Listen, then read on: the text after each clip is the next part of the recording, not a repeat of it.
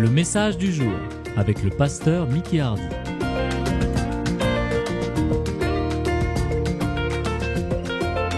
Et ce matin, je voudrais vous encourager un petit peu parce que nous passons tous par des moments durs dans la vie.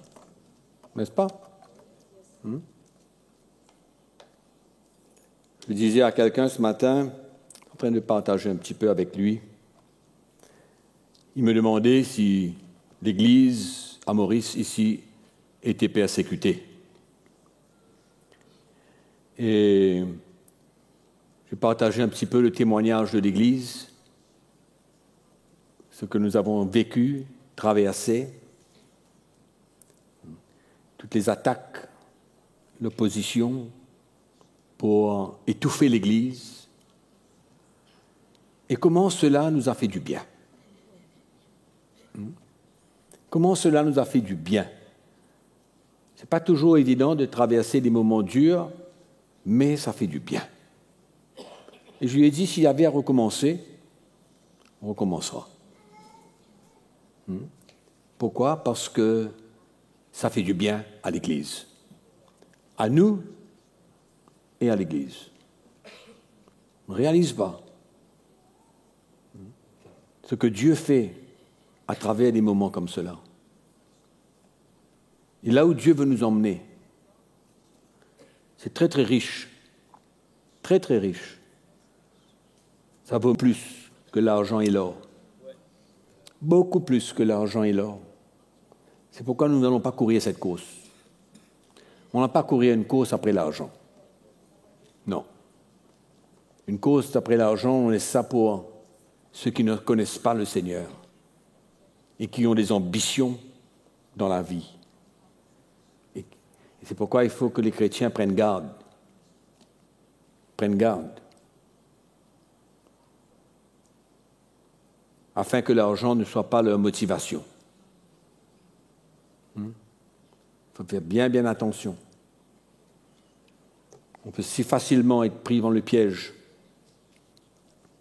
Mais on vit pour le Seigneur. Ouvrez votre Bible avec moi. Dans l'épître de Paul aux Éphésiens, au chapitre 5. Je vais vous lire un petit texte. Je vais vous encourager parce que c'est un texte qui est dans mon cœur depuis pas mal de temps. Parce que je rencontre des chrétiens, beaucoup, qui passent par des moments difficiles, ce qui est normal du reste. Et je crois que le Seigneur cherche en nous une attitude, une bonne attitude. L'attitude que Dieu veut qu'on ait dans notre cœur. Donc au chapitre 5, au verset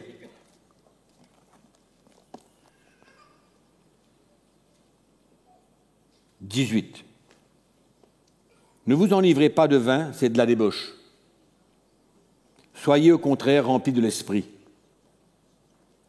Entretenez-vous par les psaumes, par les hymnes, par les cantiques spirituels, chantant et célébrant de tout votre cœur les louanges du Seigneur.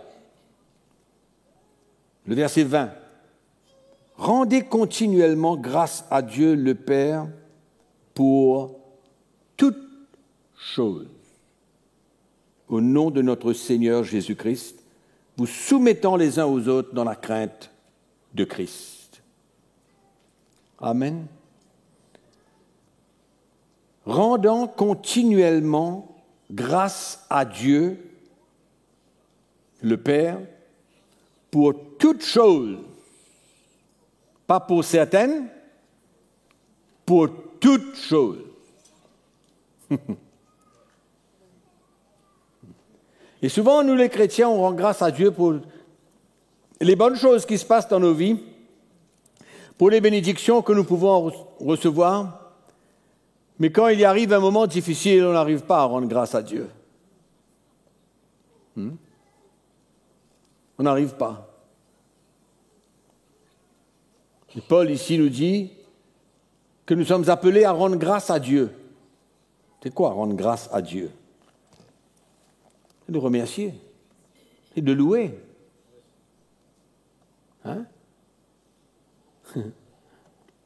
En toute occasion, en toutes circonstances.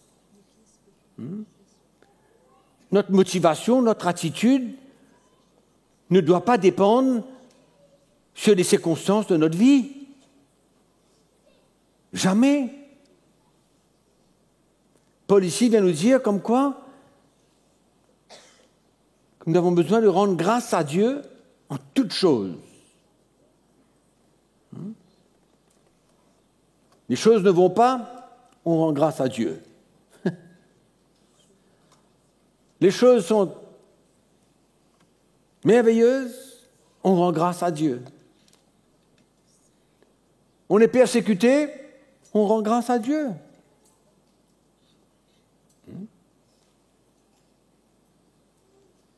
On passe par les épreuves difficiles, on rend grâce à Dieu. Parce que rien de ce qui se passe dans notre vie est en vain si nous sommes prêts à servir le Seigneur. La première chose que nous avons besoin de nous assurer, c'est que nous ne sommes pas détournés du chemin que Dieu a tracé devant nous. Que la croix de Christ, que notre identification à Christ est la motivation de notre vie. Que nous sommes prêts à souffrir avec Christ. Ça, c'est la première chose qui va nous permettre de rendre grâce à Dieu en toutes choses. C'est ça qui va nous permettre de rendre grâce à Dieu.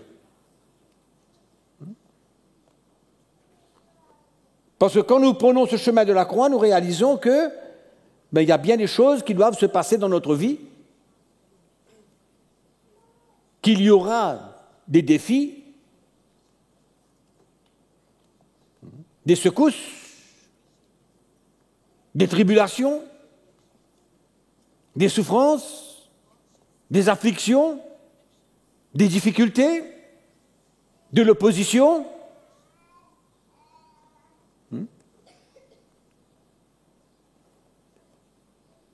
Et que notre vie est un mélange de bonnes choses, de choses difficiles à vivre. Et ça, c'est la première chose que nous avons besoin d'assurer, qu'on est prêt à demeurer sur ce chemin de la croix, ce chemin si étroit. Et pour certains d'entre nous, il semblerait que ce chemin devient de plus en plus étroit. Peut-être que pour d'autres, ça reste juste étroit, mais pour d'autres, ça devient de plus en plus étroit.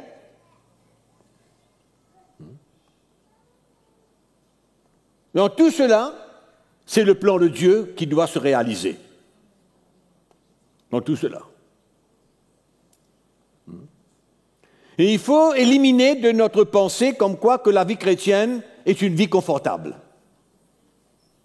Elle ne sera jamais. Ou elle sera si on se retire et qu'on fuit et qu'on veut se retirer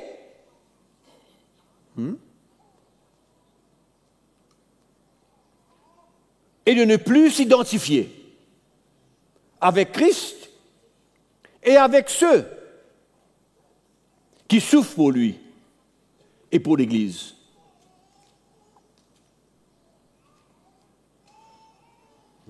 À ce moment-là, on se retire et on mène sa petite vie tranquille. Et ça aussi, il faut faire bien attention. Il faut faire attention à tout cela. Donc la première chose, c'est d'avoir cette assurance dans notre cœur qu'il y a des moments durs dans la vie.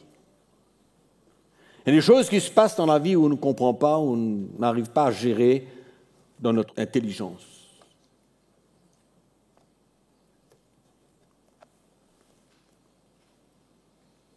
On rend grâce à Dieu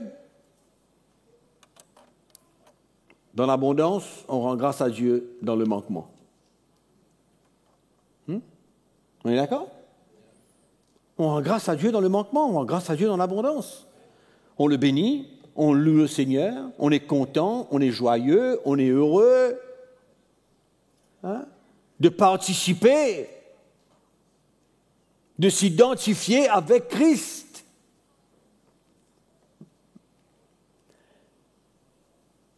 Beaucoup de chrétiens vivent des moments durs, mais n'arrivent pas à gérer dans l'esprit. Il y a une parole dans l'Épître aux Romains au chapitre 8, le verset 8, qui déclare que toute chose concourt au bien de ceux qui aiment Dieu. Toute chose, pas certaines, toute chose.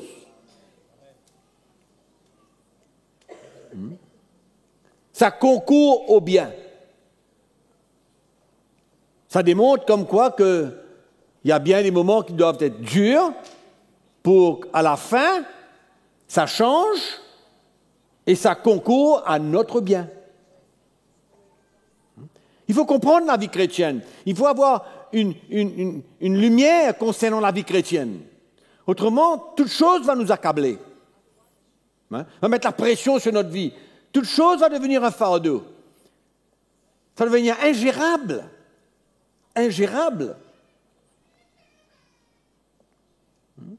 Mais la vie chrétienne, c'est comme ça.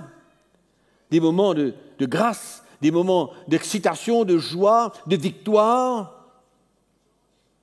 Il ne faut pas oublier, mes frères et sœurs, que la croix est le fondement de notre vie. La souffrance, la mort, la résurrection. C'est comme ça, vous le verrez partout. Partout dans la parole de Dieu. La souffrance, la mort, la résurrection. Et nous, les chrétiens, nous avons besoin de vivre et d'expérimenter cela. Et en rendant grâce à Dieu.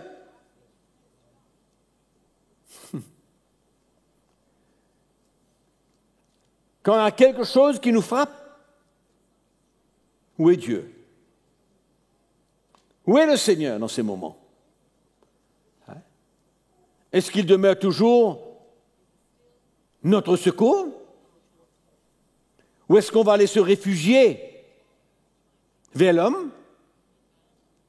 Qu'est-ce que David dit? Le secours de l'homme n'est que vanité. Le secours de l'homme n'est que vanité. Il dit, je lève mes yeux vers les montagnes, d'où me viendra le secours? Le secours vient de l'Éternel qui a fait le ciel et la terre. Alléluia. C'est lui notre secours. C'est lui notre libérateur. C'est lui notre rocher. Alléluia. Il est là. Au fond de la cave, il est là. Partout, il est là.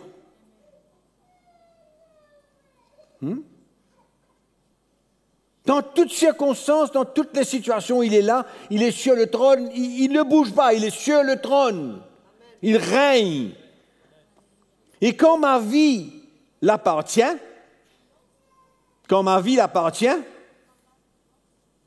c'est lui qui est en contrôle de ma vie. Il permet ceci, il permet cela. Oui. Il me conduit. Amen.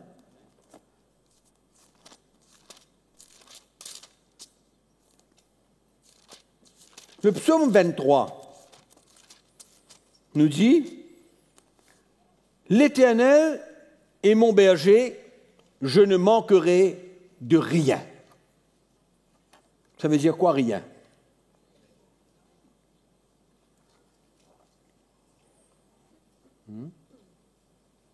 Mais quand je suis dans le manquement,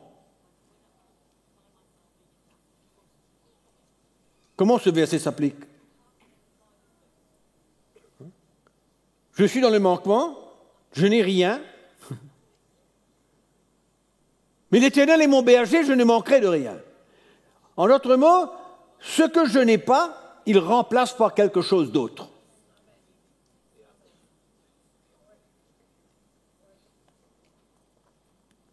Oui, je ne manquerai de rien. Il est mon berger.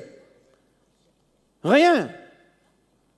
Je n'ai pas de quoi pour terminer le mois, mais il remplace cela par tout ce qu'il met en moi. Sa paix, sa joie, son amour, sa protection, sa grâce, tout. Il faut comprendre la vie chrétienne. Il y a des gens qui vous citent ce verset pour vous dire que l'Éternel est mon berger, je ne manquerai jamais rien. C'est-à-dire que je serai toujours dans l'abondance de tout. Mais jamais, ça n'a rien à voir. L'Éternel est mon berger, je ne manquerai de rien. Il me fait reposer dans des verts pâturages et il me conduit dans les eaux paisibles. Il restaure mon âme. Sa houlette, son bâton me rassure. Alléluia. Où est Dieu? Il est notre Père, nous sommes ses enfants, nous sommes dans ses mains. Et il nous appelle à lui rendre grâce pour ça. Pour tout ce qui se passe dans ma vie, dans votre vie. Rendons grâce à Dieu, il est en contrôle. On ne comprend pas les choses quand ça se tombe sur nous. Mais il vaut mieux ne pas comprendre aussi. Il vaut mieux avoir une attitude où on accepte les choses qui se passent dans notre vie. Il faut avoir une attitude d'acceptation.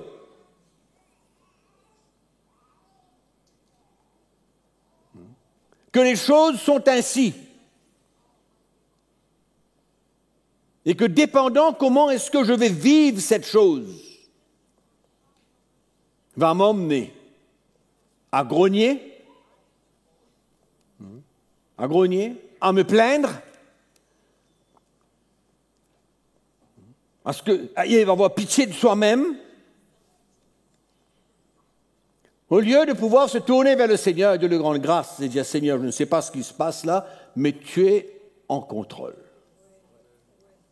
Je ne sais pas qu'est-ce qui se passe, mais je sais que ça va bien se terminer. Ça va bien se terminer. Et souvent sans que je comprenne. Il y a des choses qu'on ne voit pas, et il y a des choses que Dieu fait dans le secret que nous ne savons pas et nous ne connaissons pas. C'est pourquoi on ne peut pas marcher ni par la vue, ni par la connaissance.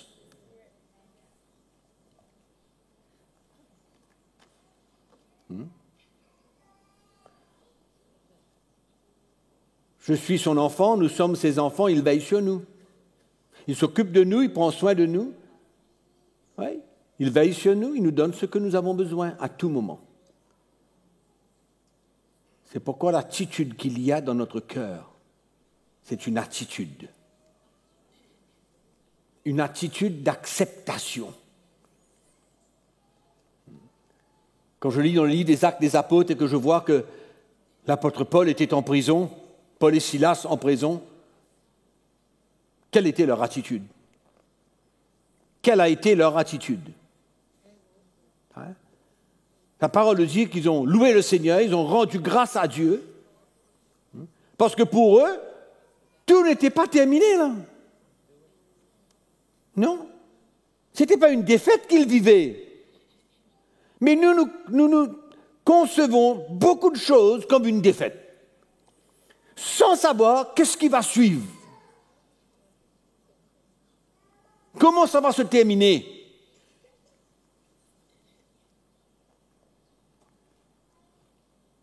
Et ça s'est bien terminé dans le cas de l'apôtre Paul et Silas, oui ou non? Hein? Ça s'est bien terminé finalement. Qu'est-ce qui est arrivé avec le geôlier? Il y a des choses qui se passent, il y a des choses que Dieu prévoit, il y a des choses que Dieu arrange, il y a des choses que Dieu fait, organise, tout. Nous, on ne voit pas, on ne connaît pas, on ne sait pas. Des moments où Dieu veut se servir de nous dans des moments, mais nous ne voyons pas ça comme ça. On n'interprète pas cela comme ça. On voit ça comme une calamité, comme un problème, comme une situation ingérable. C'est comme ça que notre attitude change et on grogne et on se plaint et on se laisse écraser par la situation au lieu de rendre grâce à Dieu dans cette situation parce qu'il est en contrôle. Ma vie l'appartient. Quand je lui donne ma vie, et quand on lui donne notre vie, il est en contrôle, il gère. Il gère les situations. Et il n'y a rien qui va se passer sans qu'il l'approuve. Quand ma vie est entre ses mains, que je veux le servir, que je lui donne ma vie. C'est là où on a besoin de comprendre que l'ennemi, il n'a pas sa place dans notre vie. Il n'a pas sa place dans notre vie. Non. On sert le Seigneur de tout notre cœur. On est dans le plan de Dieu.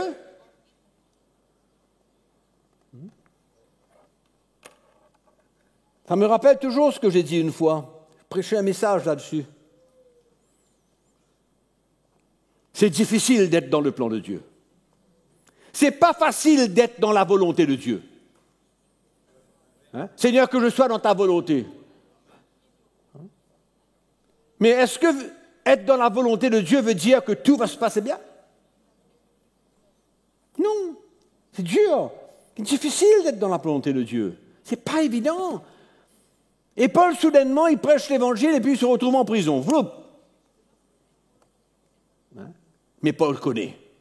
Paul sait que non seulement ce n'est pas en vain pourquoi il est là, qu'il y a un plan de Dieu pourquoi il est là.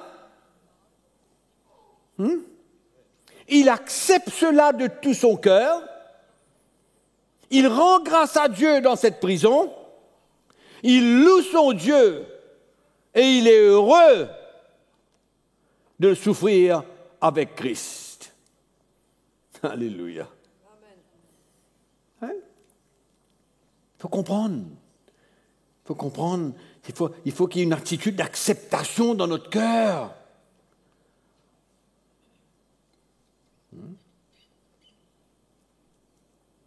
C'est pas pour rien, c'est pas en vain qu'il y a des situations qui se passent dans notre vie. Dieu veut nous montrer des choses.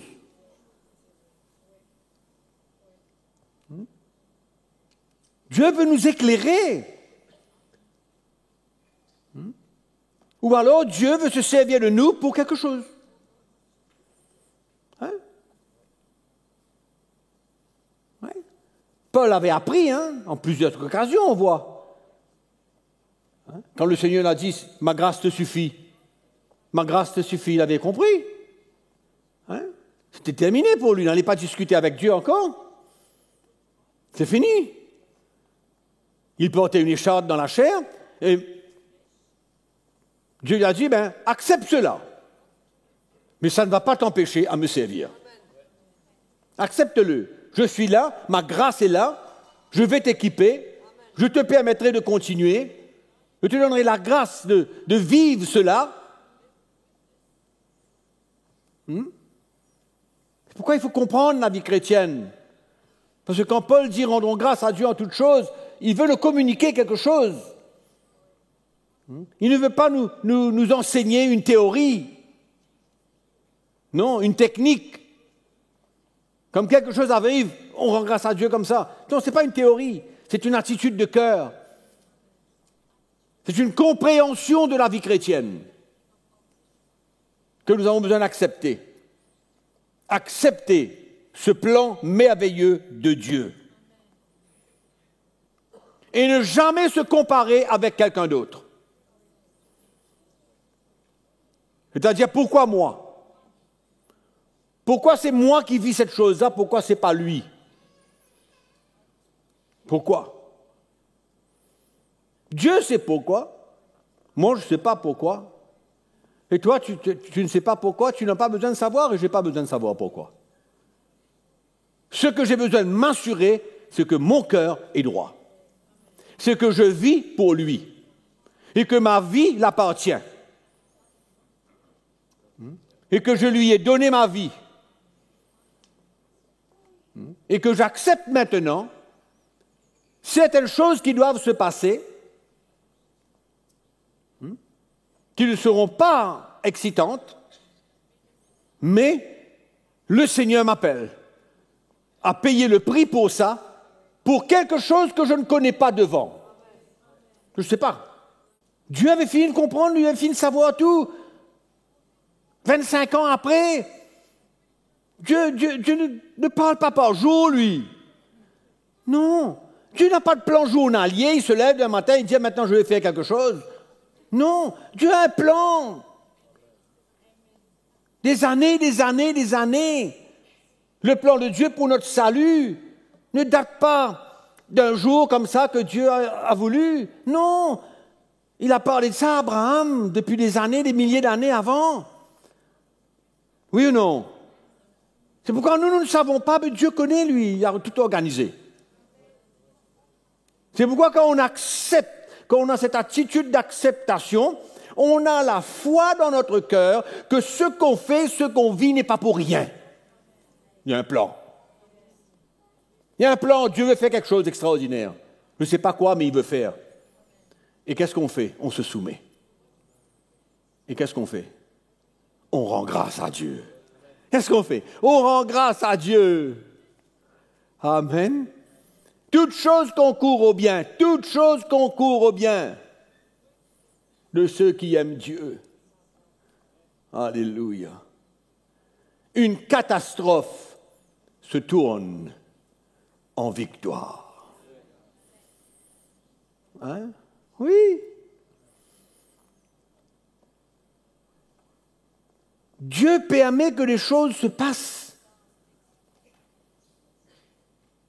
pour se servir de nous, pour gagner des cœurs. Notre vie, nous tous qui sommes là ici, notre vie est utilisée pour Dieu pour ouvrir des portes pour d'autres. Oui, pour ouvrir des portes pour d'autres. Que ce soit mes enfants, que ce soit ma femme, que ce soit mon mari, que ce soit des milliers de gens, que ce soit des millions de personnes. C'est pourquoi je ne peux pas limiter ma vie à ce que moi, simplement, je veux vivre. Mais en toutes circonstances, bonnes ou mauvaises, je rends grâce à Dieu, parce qu'il a un plan. Moi, je ne connais pas le plan, mais il a un plan. Je ne connais pas, il a un plan, lui. Et son plan est merveilleux. Son plan est extraordinaire. Et quand on a fini de passer par là et qu'on voit des fruits par la suite, c'est là où on comprend nos limitations. C'est là où on comprend nos limitations. Et on comprend qu'on a besoin de le faire confiance. On comprend qu'on a besoin d'avoir la foi. Ça prend un jour, ça prend 10 jours, ça prend 6 mois, ça prend 1 an, que sais-je? Je ne sais pas combien de temps ça va prendre, mais Dieu a écrit un jour, 1 heure, 1 minute, 1 seconde pour quelqu'un.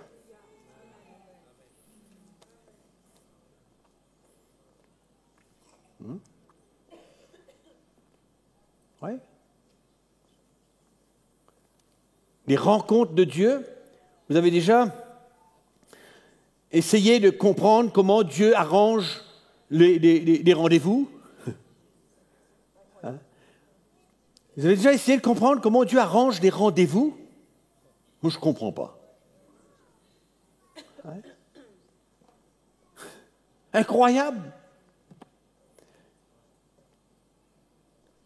Et si vous essayez de comprendre la probabilité qu'il y a pour une rencontre comme celle-là, il n'y a pas de chiffre. 1 sur je ne sais pas combien de zéros.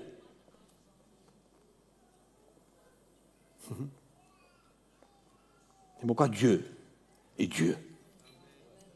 Jésus règne. Amen.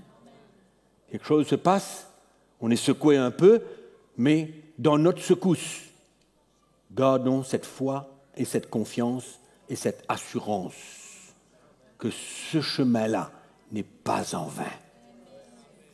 Cette expérience n'est pas en vain pour moi et pour tous ceux que je ne connais pas, dont Dieu a fini de relier tout ça ensemble. Il a fini de tout relier d'avance, il connaît tout. Nous sommes ignorants. Et puis par la suite, quand on traverse par ces moments, et on voit le résultat, on voit notre vie, on voit ce que Dieu a fait dans notre vie, on voit ce que Dieu fait dans la vie des autres. C'est pourquoi on ne peut pas rentrer en compétition avec personne. Ma vie, c'est ma vie. Mon chemin, c'est mon chemin. Mon chemin, c'est mon chemin. Amen. Quand je réalise qu'il y a des milliers de pasteurs qui aujourd'hui sont en contact avec le message de la croix de Jésus-Christ, qui sont restaurés, leur famille, leur mariage, leur église, leur vie, les restaurations que Dieu fait.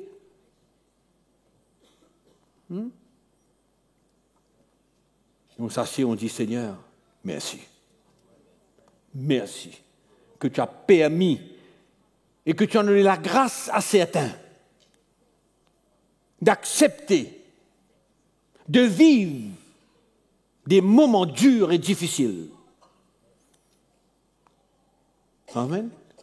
Tu as donné la grâce à certains d'accepter.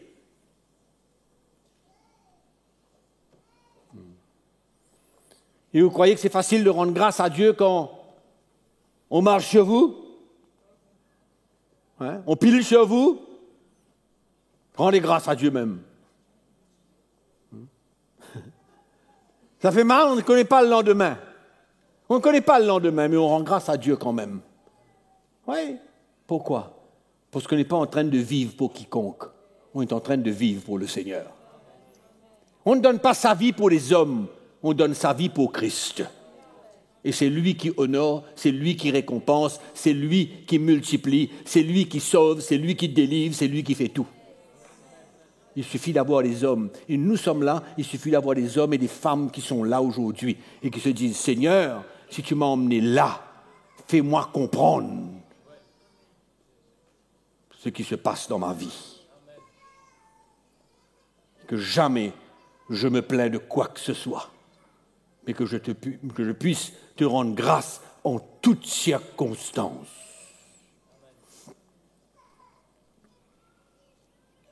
Vous servez Dieu? Moi, je vous dis. Vous servez Dieu? Vous servez Jésus? Toutes choses vont concourir au bien. Tout.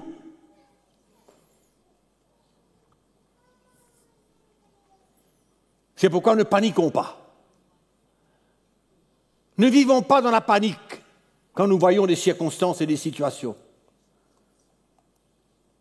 Si on le sert, si on lui donne notre vie, soyons sans crainte. Sans crainte, notre vie est dans sa main. Qui pourra nous toucher? Qui pourra? Lequel? Le diable? Non, il a été vaincu déjà, lui. Lui, son temps est fini. En ce qui concerne tous ceux qui veulent le servir de tout leur cœur et qui suivent Christ et qui prennent ce chemin de la croix, il ne peut pas le toucher.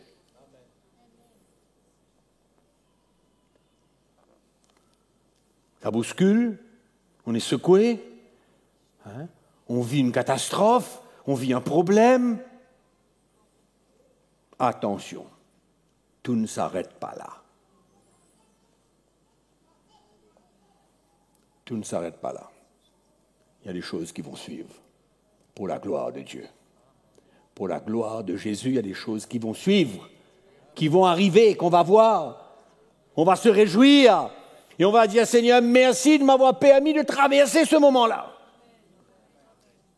Merci. Ça, c'est l'attitude du chrétien qui comprend la vie chrétienne, qui comprend ce que c'est que s'identifier avec Christ,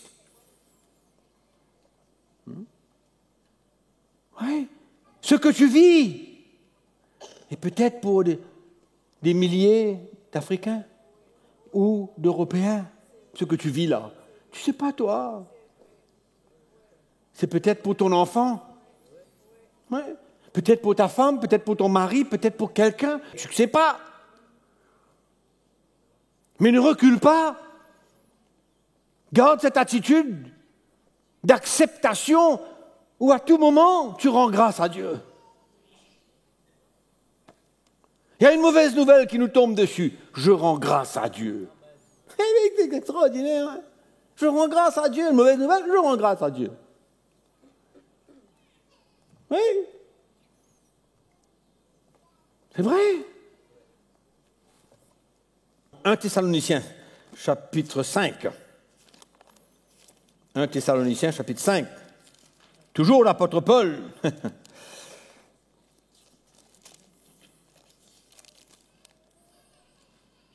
Verset 17. Priez sans cesse. Rendez grâce en toutes choses. Deuxième fois, l'apôtre Paul nous dit la même chose.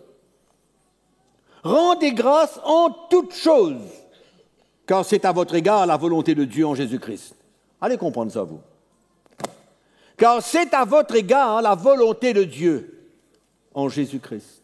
C'est la volonté de Dieu de rendre grâce en toutes choses.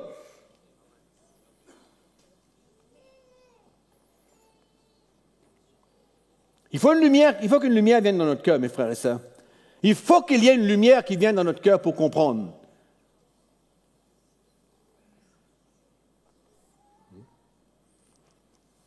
Oui. Ça ne veut pas dire qu'on a besoin de se réjouir, même s'il y a un problème, même s'il y a un malheur, même s'il y a une calamité. Hein? Ce n'est pas ça que je dis. Non.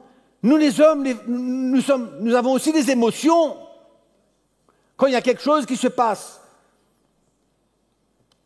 On peut être dans le chagrin, on peut ne pas rire, parce que ça peut nous faire mal à l'intérieur de nous-mêmes. Mais ce que je dis, c'est qu'il faut rendre grâce à Dieu. C'est ça que je suis en train de dire. Que dans ce moment, il faut rendre grâce à Dieu. Même dans nos pleurs, on rend grâce à Dieu. Même dans nos larmes, on rend grâce à Dieu. On dit, Seigneur, tu es en contrôle. Tu connais tout. Tu connais le futur. Tu connais tout.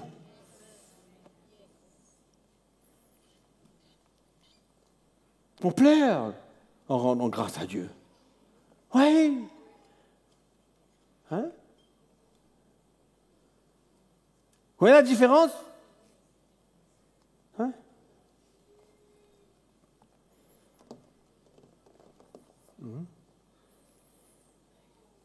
Oui, c'est comme ça. Et c'est la différence. Peut-être qu'il y a des personnes qui nous écoutent ce matin et que vous êtes en train de vivre des situations bien difficiles dans la vie et que vous ne comprenez pas ce qui se passe. Si vous servez Dieu, si votre vie est à Jésus-Christ, ne vous inquiétez pas. Restez dans la paix. Restez dans la paix. Dieu est en contrôle. Rendez grâce à Dieu. Si vous êtes un musicien, prenez votre guitare, rendez grâce à Dieu. Ouais, chantez quelque chose pour le Seigneur. Il est sur le trône. Alléluia.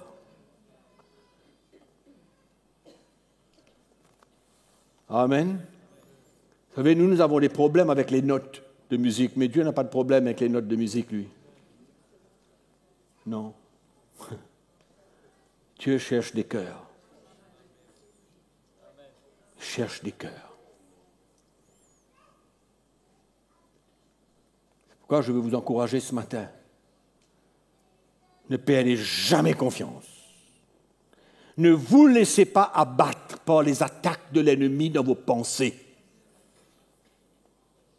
Croyez dans la parole de Dieu et non pas dans les mensonges de l'ennemi.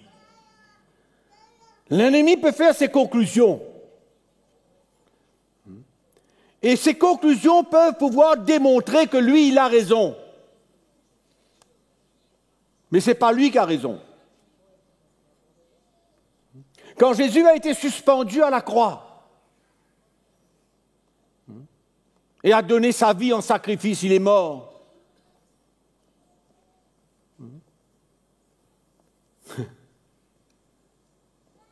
Oui. Qu'est-ce que le diable? Il s'est réjoui, qu'est-ce qu'il a fait? Hein? Le dernier mot ne revient pas à l'ennemi. Tout paraissait comme quoi que l'ennemi avait remporté cette victoire. Tout paraissait.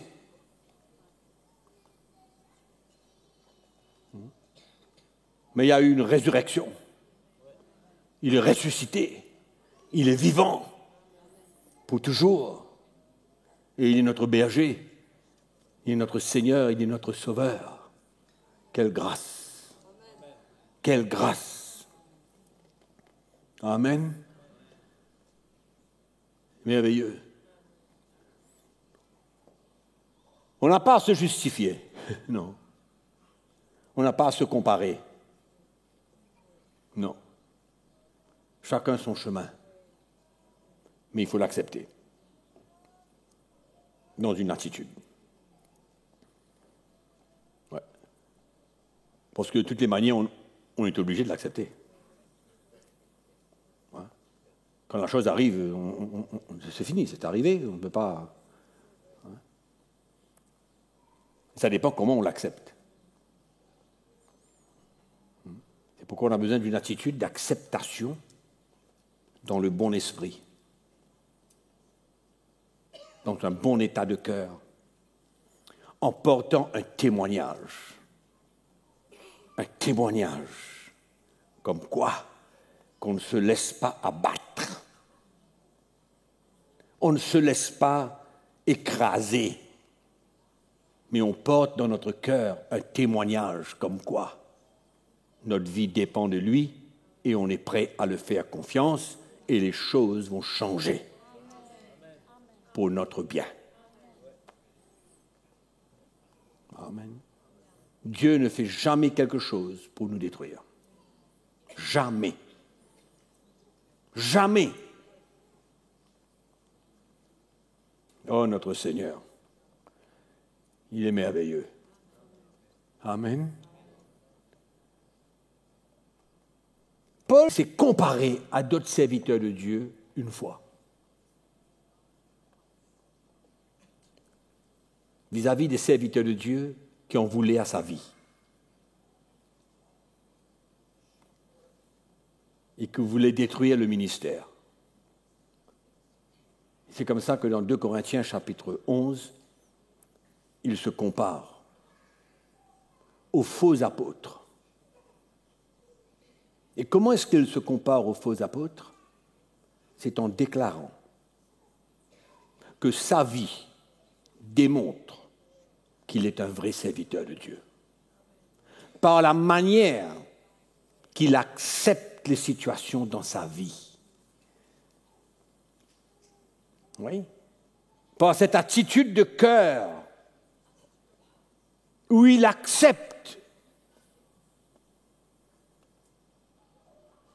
tout ce que Dieu a prévu pour lui, pour vivre. Et il ne considère pas ces choses-là comme des plans du diable. Non. Non. Au contraire, il dit, moi, je suis plus un serviteur de Dieu que eux, parce que voilà ma vie. Et ils ont profité de la vie de Paul, de son état, de ses étapes, de ses persécutions, de ses tribulations, de ses afflictions, de ses jeûnes, de ses coups, pour l'affaiblir devant les autres. Pas l'affaiblir, lui. Non, non, non, non, non. C'est comme si c'était un homme intouchable, inchangeable dans sa conviction, inchangeable dans ses convictions.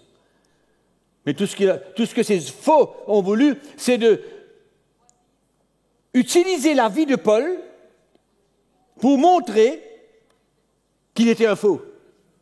Mais Paul vient dire, non, non, non, non, non.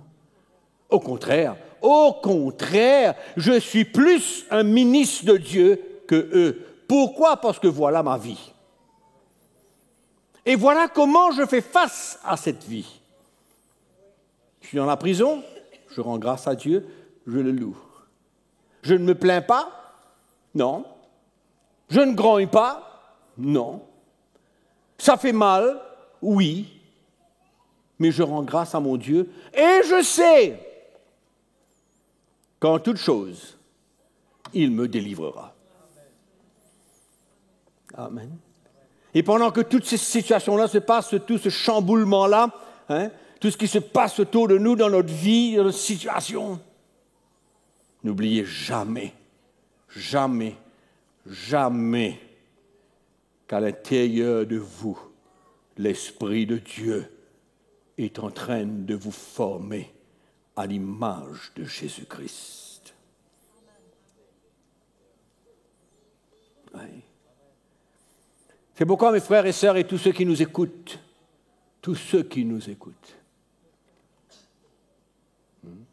ne vous laissez pas tromper par l'ennemi, par des chrétiens, mais acceptez, ayez cette attitude d'acceptation que dans le plan de Dieu, il y a des situations difficiles et à chaque moment, de tout votre cœur, dans la foi, rendez grâce à votre Dieu en toutes choses. Amen. Vous savez quelle joie, quelle merveille que c'est d'entendre les chrétiens traverser des moments difficiles et de dire, moi mon frère, je rends grâce à Dieu. C'est dur, c'est difficile, mais je rends grâce à Dieu. Il est en contrôle. Ma vie est entre ses mains et l'ennemi ne peut pas me toucher. Je lui rends grâce. Quelle attitude extraordinaire. Et mes frères et sœurs, ce genre d'attitude va vous emmener à grandir rapidement. Rapidement. Vous allez grandir dans une maturité pour servir le Seigneur. Amen. C'est comme ça qu'on va servir le Seigneur ensemble. On va s'encourager à traverser des moments comme ça. Amen. Et on va rendre grâce à Dieu. Alléluia. D'accord? Mes frères et sœurs, ce n'est pas le moment d'être découragé par quoi que ce soit. On souffre, on meurt, mais il y a une résurrection. La vie chrétienne tourne autour de ça. Amen. Donc, qu'est-ce qu'on fait? On loue le Seigneur, on le remercie, on est reconnaissant. Dans le feu, on est reconnaissant. Dans le feu. On dit merci Seigneur. On le loue. Parce qu'on a la foi qui va éteindre le feu. Amen. Et qu'on va sortir de là, gagnant. Pas seulement pour nous, mais pour les autres. Amen. Jésus a accepté son chemin. Dur. Et même dit, Père, pourquoi m'abandonnes-tu? Pourquoi? C'est dur son chemin. Mais dans son cœur, il y avait une acceptation. Et nous, pareil. Tous ceux qui ont marché devant nous, tous ces grands hommes de Dieu, tous ceux qui ont compris la vie chrétienne, ne sont pas des chasseurs de démons. Non, les grands hommes de Dieu ne sont pas des chasseurs de démons. Les grands hommes de Dieu sont ceux qui ont accepté le plan de Dieu totalement. Oui, et nous aussi, la révélation de l'Évangile nous emmène à avoir une attitude d'acceptation pour voir le plan de Dieu et pour être utilisé par Dieu. Moi, je veux être utilisé par le Seigneur. Et vous? Hein? Oui. Vous ne savez pas ce que Dieu est en train de faire, vous. Moi aussi, je ne sais pas ce que Dieu est en train de faire. Il est en train de travailler dans le secret. Il est en train de préparer beaucoup de choses pour toi. Pour toi, pour nous tous. Il est en train de préparer quelque chose. Il y a des cœurs qui sont en train d'être préparés. Il y a des miracles que le Seigneur est en train de préparer. Ne marche pas par la vue, marche par la foi. Ne marche pas par les circonstances, marche par la foi. Alléluia. Il n'a pas fini avec nous. On le sert pour sa gloire. Amen. Allons prier le Seigneur de tout notre cœur. Merci de nous avoir suivis. À bientôt.